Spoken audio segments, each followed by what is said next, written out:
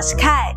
今天要分享的生酮食谱是超简单的低碳香葱芝麻薄脆，从准备到完成的过程不需要半个小时，而且失败率也很低，适合工作比较忙或是没什么烘焙经验的小伙伴们哦。我的频道会在每周一和周四分享一款生酮、低碳、无糖的健康食谱，感兴趣的小伙伴记得订阅我的频道，并且开启小铃铛，才不会错过每次的分享哦。那话不多说，我们开始吧。首先我们来打颗蛋，我们只会用到蛋白，这次我用了1克亮的蛋白，总共30克。接着我们碗里倒入13克的油，我这里用的是无味的精炼椰油，你们可以随意用其他油脂，然后用叉子或者是打蛋器搅匀。这步只是要让蛋白和油混合，不用打发哦。接着我们加入15克的代糖粉，增加一点点的甜味，然后再搅拌均匀。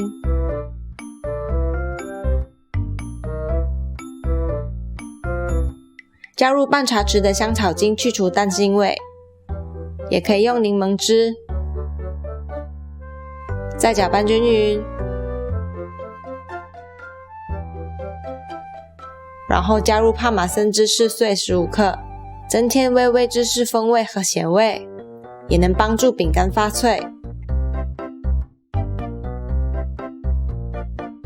搅拌均匀，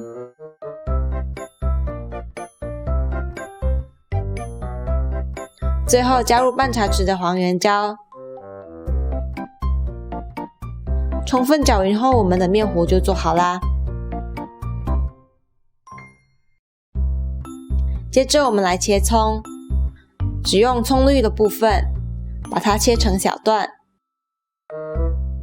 像这样，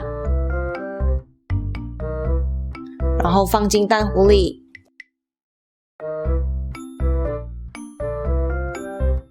接着倒入30克的生白芝麻，你们也可以混一些黑芝麻哦。最后的搅拌均匀。这个应该是里面最花时间的部分，把面糊铺在烤盘上，尽量铺平铺薄，饼干才会脆哦。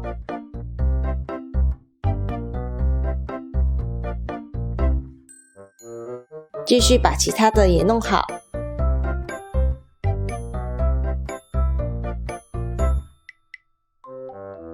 接着送移预热烤箱，150度烤15分钟，拿出来放凉就会变脆了。我们的生酮芝麻薄脆就做好啦，这声音不用我多说了吧？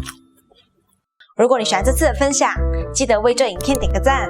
今天的问题是没什么问题，那我们过几天见咯，拜拜。